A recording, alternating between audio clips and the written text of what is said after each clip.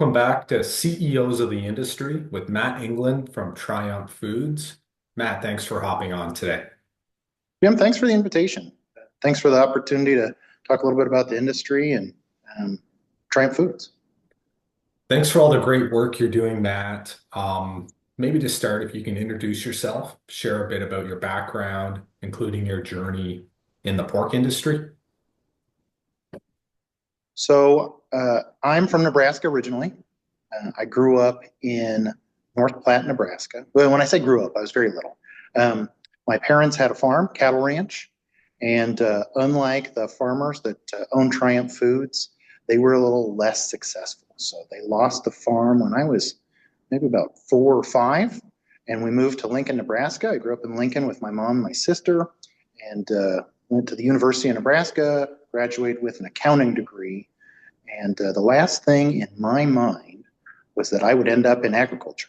And I think that's probably true for most people. And Jim, I'm not sure about your story, but I think many people land in agriculture by accident. And so I graduated, I moved down to Kansas City, joined an accounting firm, and was doing taxes and audits, consulting, and met my wife, bought our house, got our family started, and I was busy doing some work here in St. Joe, and I got a call, and I had an opportunity to come over here to Triumph Foods, meet the management team, and learn a little bit about this, at the time, brand new startup.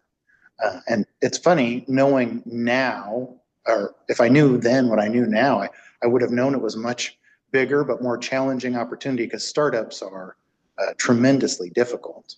But was really eager to dive in, and this idea that these Midwest farmers were kind of throwing everything in and they were going to build this plant and make a go of it was pretty exciting. If you ever get a chance to see Triumph Foods, I mean, it's a first-class facility, state-of-the-art, and an opportunity to be part of it and get it launched was pretty exciting. I talked to my wife and said, hey, should we do this? Because the accounting thing seems like it's working out. She said, you've got good instincts. Go ahead. So I started in 2006, and 18 years later, I'm the CEO of Triumph Foods. I will say, just as kind of an aside, there may have been a little bit of predestination here, even though I didn't see a pig until my second day, and I would have stayed away from agriculture, knowing the general risks that can happen. We lost the farm. But my mom has a master's degree in swine genetics, and she taught operations management for the University of Nebraska-Lincoln. And now, after many years, I end up doing many of those same things today. So it comes full circle, Nebraska to Kansas City. You became CEO in 2022. Now, can you walk us through the journey a bit, Matt, to the milestone and provide an overview of where Triumph stands today under your leadership? Yeah. So I think it all starts, like a lot of things, at a pretty small beginning. And I really, I might kind of digress a little bit, but I think one of the visionaries amongst many, Bob Christensen, Dr. Brad Frecking, Merle Mortensen, others who kind of helped lead this. But, Bob started out with 2 bred gilts and grew that to Christensen Farms. And I think he and some other Midwest processors said, we're producing tremendous value here on the farm, but we're not seeing that value in terms of our prices. There's tremendous risk. I mean, when this was conceived was not but a few years after 1998, which up until recently had been the worst time for hog production that we'd experienced in the U.S. And so they knew that they needed some opportunity to help manage risk, and they came up with this idea for Triumph Foods. So I joined in October of 2006, and Triumph first started processing in January of 2006, so 10 months in. And what you should know about joining a startup 10 months in is that's when you're really losing. So, and my first responsibility, a little bit still attached to that accounting background, but was to try to help figure out how we could become more profitable, how we could make this thing sustainable. And so, I hadn't seen a pig until my second day of work here. I had to go learn a whole lot. I remember my friends would tell me, hey, you're working at a pork processing plant. You're probably never going to eat pork again. And I said, no, I eat pork more than I've ever eaten it. I now know what it is. I understand how nutritious it is, the value, the quality that we make at Triumph Foods. This is exciting. And, you know, you've been in this industry. We're surrounded by people who have a passion for feeding the world, who have a passion for what they do and take tremendous pride in it. And when you plug in and kind of listen and figure out where you can apply your talents, there's really endless opportunity. And never look back. I mean, every time there was a challenge, you know, when we started to expand processing, I remember working with the sanitation team in the midst of scrubbing belts, climbing up on ladders with a stopwatch to figure out how we could do this more effectively, more safely, get good results, and also open opportunities for processing. Those opportunities kind of kept coming. And if you meet each challenge, I guess eventually somebody asks you if you'll lead the organization. And I was fortunate enough that the board did so. What about challenges and opportunities, Matt? Is there a biggest challenge currently facing Triumph? And what's the most exciting opportunities on the horizon? And I love how you touched on wanting to eat more pork, the process, the great things that you're working on. Yeah, I think the challenge that we've got in front of us, and again, I digress a little bit. When I took over, we reestablished the purpose of the company. So without exactly phrasing, we're a farmer-owned processing company producing the highest quality pork products while creating opportunities for team members and community to prosper. So there's four pillars. So number one, the challenge is the stability of our farmers. If you think about it, and you've been working with the swine industry as a whole, the types of losses that the industry experienced, devastating and really unsustainable at a time when there's rising grocery prices, but that doesn't flow through necessarily to the processor or to the producer, the farmer. So what do we do to help use our tools here as a processor to help shore up our farmer owners, but also the other producers that supply here? I mean, I care about producers generally because this needs to be a rising tide that floats all boats. So that's one of the challenges in front of us. The other is we produce really high quality pork products. And in the United States, pork is the third most consumed protein, but globally it'd be the first. And the U.S. is a significant exporter. Places like Iowa, southern Minnesota are some of the best places in the world to sustainably produce the type of food that a global population that eats sometimes even 3 times a day needs each day in order to sustain itself. And so we need to work on shelf life, we need to work on nutrition, food safety. My team has been partnering up with USDA and academic institutions on food safety research. So that's in front of us because we need to figure out how we, in a sustainable way, in a responsible way, produce the best food, the safest food, and something that lasts on the shelf so we have minimum waste. And then between the people who are here, it's like a small city, almost 2,800 people here. And then we're the largest employer in St. Joe. And we need to create opportunities where people can succeed, where they can kind of start out like me and have a journey. You know, when the presidential election comes around every 4 years, people around the country will hear names like Waterloo, Marshalltown, Ottumwa. Why do they hear that during the Iowa caucus?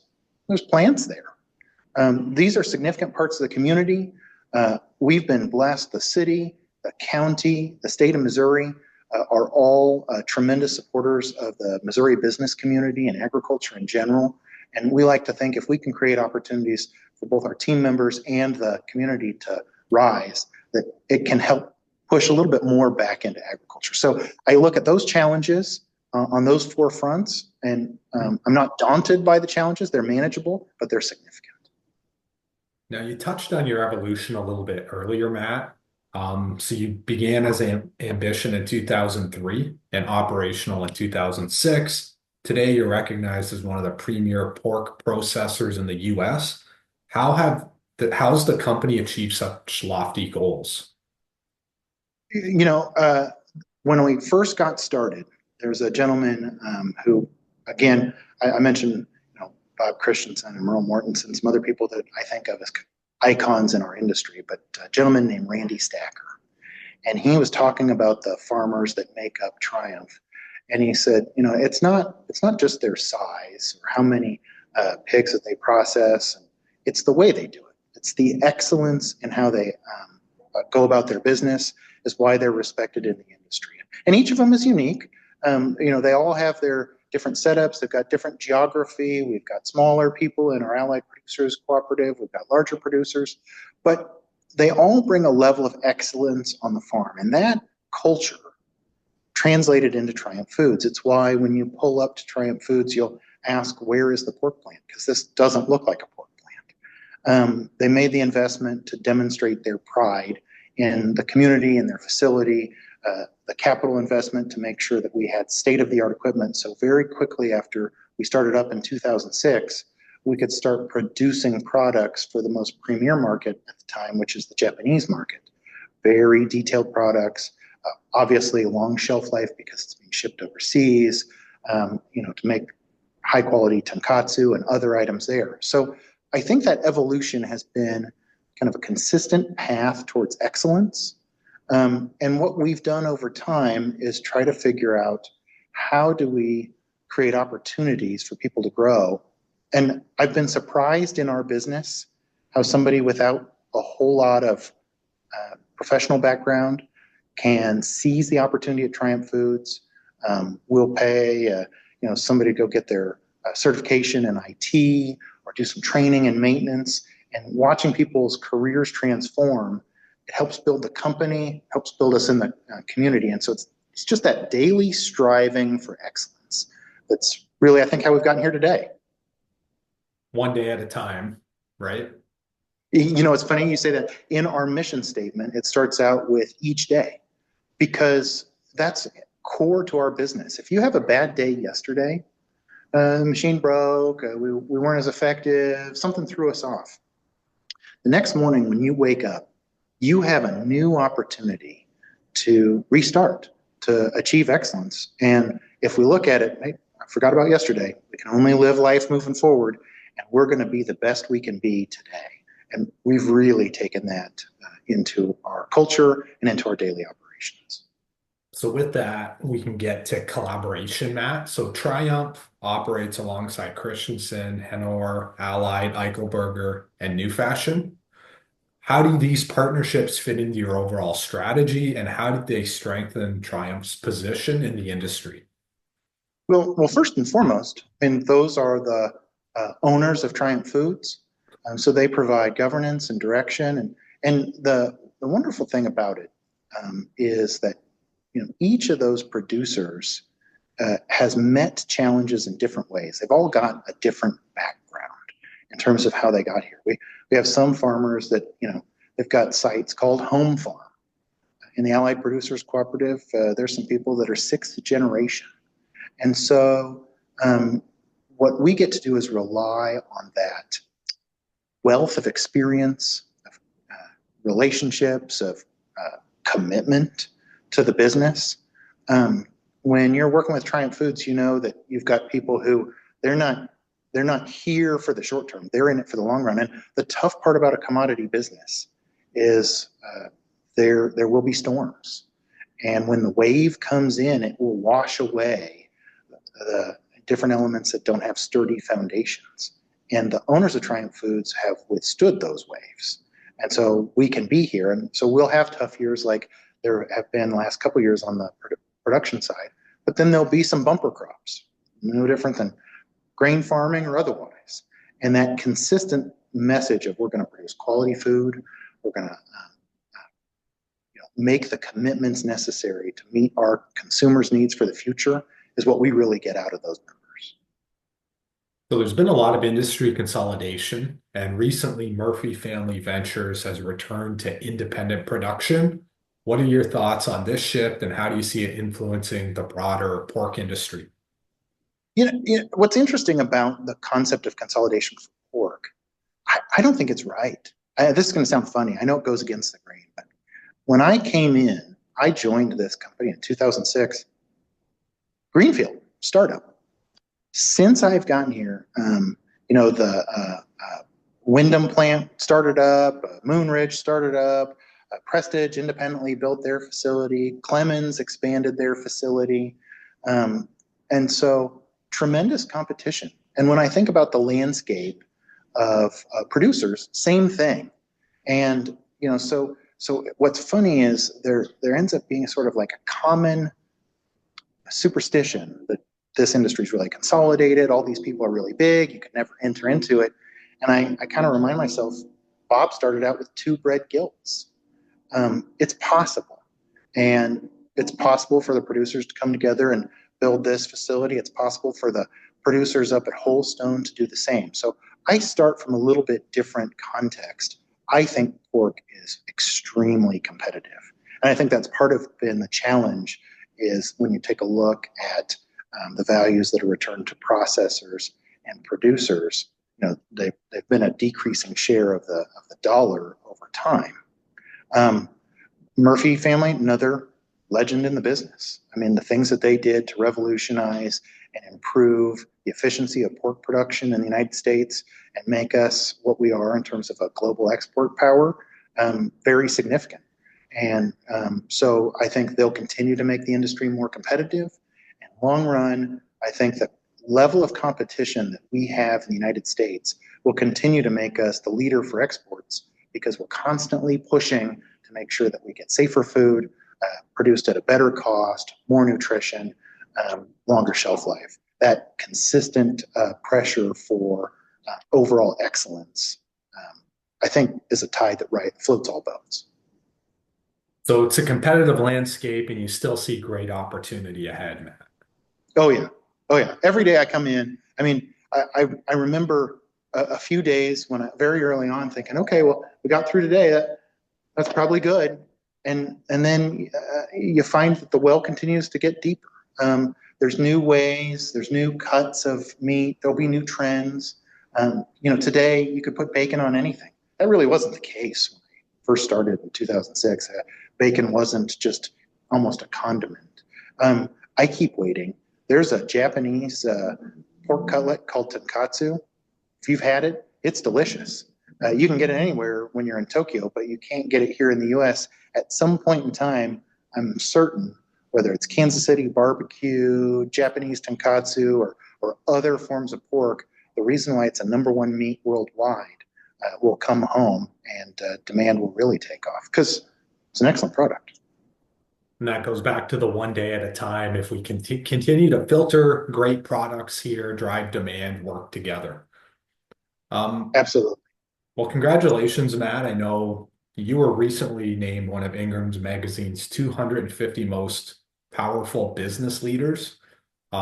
We celebrated that accomplishment. What does the recognition mean to you, and how do you believe it reflects on Triumph?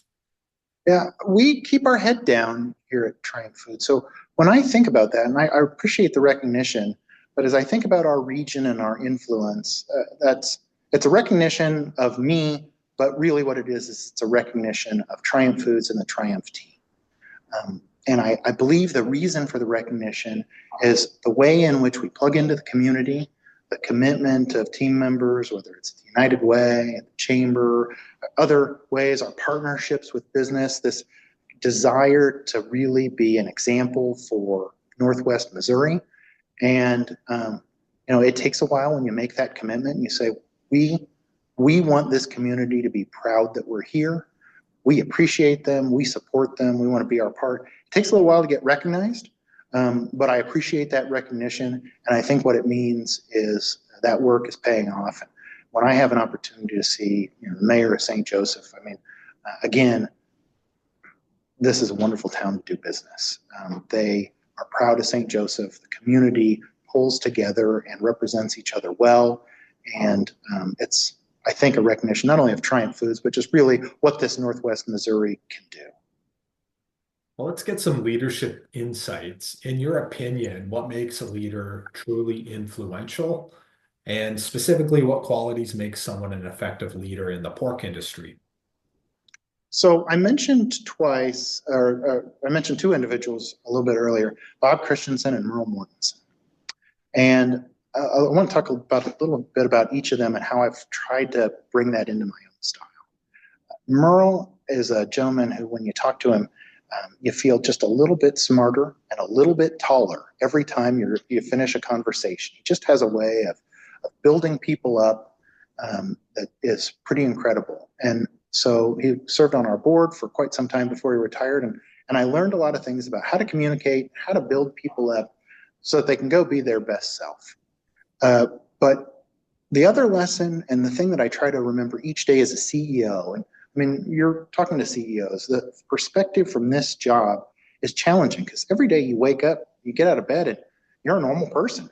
You brush your teeth like a normal person, you talk to your wife like a normal person, you communicate with your friends, and then you get to work, and all of a sudden it's like this weird shield descends and people don't treat you like a normal person.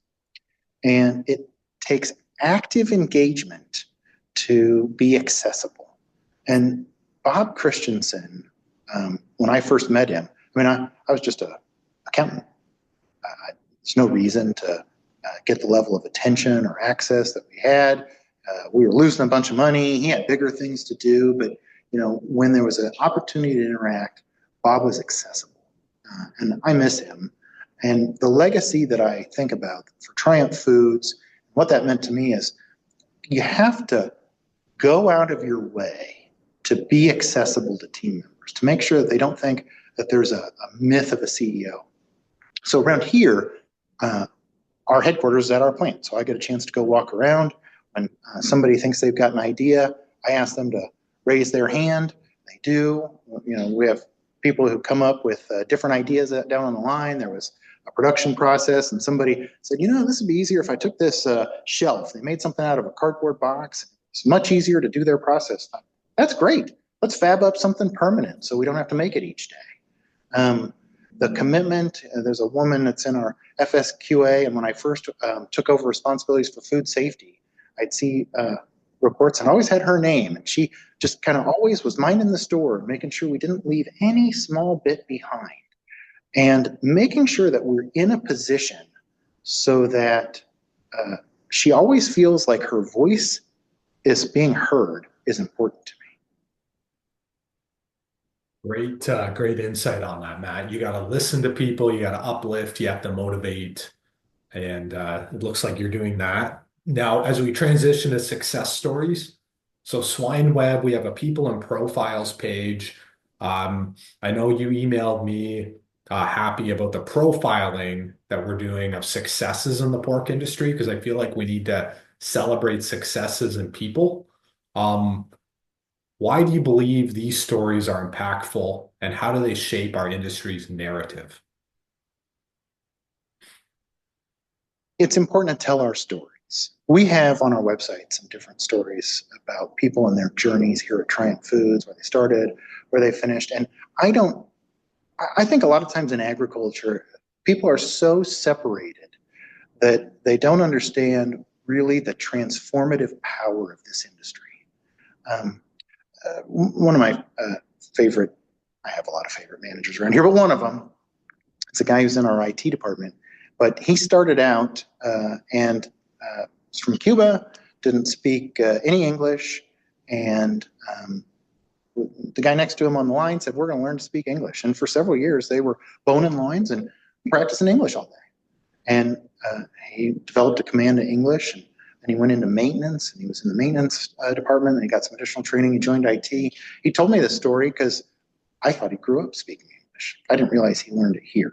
I didn't realize he learned all of these other skills. And one of the things that makes me like telling his story is when I see him with others, no matter what the challenge is, he's calm. He doesn't lose his temper. He doesn't lose his cool. If there's some line broken, and, hey, we got to get orders out the door. Nope, we're going to do this right. Calm down. That's the way we find solutions. And in the same way he was able to lift himself up here at Triumph Foods, I see him help lift others up and do their own journey. And if people understood what happens in agriculture and the way in which it can take people with a non-traditional background and set them on a path for success, I think we get more people joining. I mean, we have technicians, veterinarians, food safety technicians, refrigeration technicians, wastewater, and others. I mean, there's lots of areas and disciplines that do take a traditional path and a lot of schooling, but we have an opportunity for everybody. It's like a small city. And those, and figuring out how to tell those success stories and say, you too have a future here, whether it's further processing, farming, primary processing. There's a lot of different ways in which somebody can connect. No different than me. I never thought I'd be here. But then once I joined, I can't imagine doing anything else. Got a few more questions, Matt. We're going to end on kind of a rapid fire approach. I'll kind of talk about a statement and then get your quick input on it, if that Sure. works. Sustainability goals. So we're responsible for doing more with less, using our resources responsibly. We're not the largest, but one of the largest employers here in St. Joseph.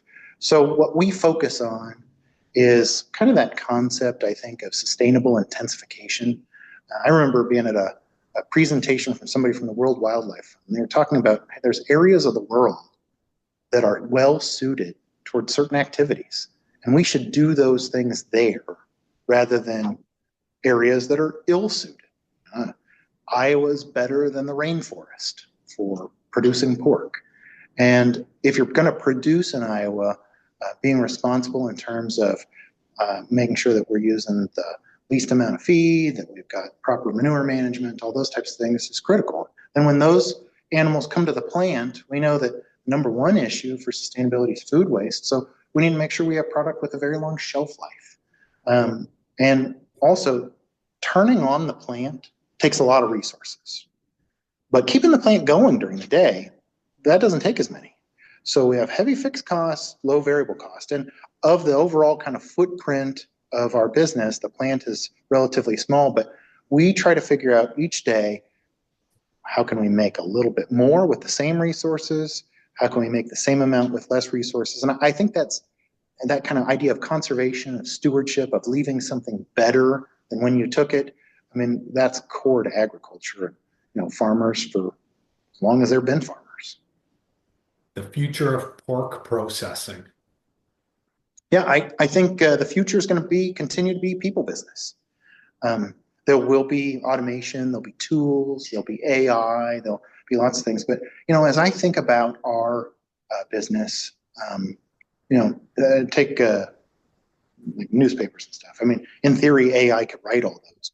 I don't think it'd do a very good job. I think that we're going to need people to add their own judgment, their skill. And here, we'll come up with different tools to make jobs easier, to make them more effective, to help identify risks better. But fundamentally, I think it's going to take people to make sure that we feed all the demands of this growing world.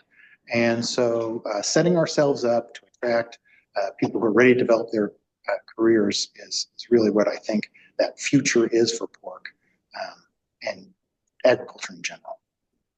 Adapting to consumer trends. So you never really know where everything is going to go. I think, again, bacon came. There's different concepts as we take a look at nutrition. I see a lot of podcasts, and there's different times when something says, well, you should take this supplement, take that supplement. But something resonated to me. As much as we know, one thing we know is we don't really know everything. And that interaction of elements core to our diet, we don't really know what we're missing. We don't know if there's other elements in complex polysaccharides or proteins or otherwise that we get in meat or in the vegetables or foods that we have that help sustain us, help develop us, help our children grow. So I think that there's a desire to make sure that we just stay focused on things we know, producing safe, nutritious food, pork amongst them, delivering high quality food to those who need access and affordable. I mean, I think a lot of times too, part of our challenge is as we increasingly focus on different elements of our overall diet, we end up pushing the costs of those up so that many people get priced out of the ability to afford safe, affordable food. Workforce development. I think it's probably the same as it's been. It's going to take investment, whether it's in training offsite or on-the-job training. I think it's important to figure out how you engage with your workforce. Here, when we redid our purpose, we restated our values. honesty, engagement, respect, and excellence. Those spell out the word here. And I think in many ways, especially in a manufacturing environment, building the bond. And we all have to pull on the rope together. Nobody's better than anybody. Everybody has a role to play. And we have to make investment in helping each individual, whether they're production or management or quality, do the best job that they can and help their partners do the best job they can. Global expansion. Um, you know, that one's a little bit more of a challenge. Where to grow? It, there's breadth, there's getting involved in new activities, and there's depth. I would tell you, despite 18 years of processing pork here at Triumph Foods, I still believe that there's more depth that we can achieve just in our current operations. What we'll target is somewhere where we think we can be excellent. So it's not necessarily growth for growth's sake. I think it gets back to that core farmer ethos of our members. When they achieved the wherewithal to produce their products, they didn't just kind of keep expanding to expand. They invested in depth and what made sense at the time and what really results in a sustainable difference from the whole value chain, something that we can get because we're owned by farmers. So I don't know where it is, but I do know Triumph's going to grow. Which we end on your legacy and vision, Matt. We talked a little bit about sustainability and stewardship, and I think about there's a plant up in Sioux Falls that has brick cut floor. I think it was around since the 1900s. This facility will be here long past my stewardship. And so the legacy that I'm interested in really gets back to that purpose, and it really gets back to the farmers, the team members, and the community. I want to know that I made a contribution in some way during the time that I was responsible for this team of men and women that helped sustain the farmers and the people out in rural communities that are doing the work to send pigs to us every day. I know that Triumph Foods has an opportunity to make a positive, permanent impact on people's lives who come here, who learn, get trained, earn wages, put their kids through school. And I want St. Joseph to be known as a core for manufacturing, as a welcoming business environment. And I think to the extent that during my stewardship, I can drive all those three things, when my stewardship is over, I'll be able to look back, and that's a legacy that I want to be proud of. Well, it was a great conversation, Matt. Thanks for joining us on CEOs of the Industry. Jim, thank you very much.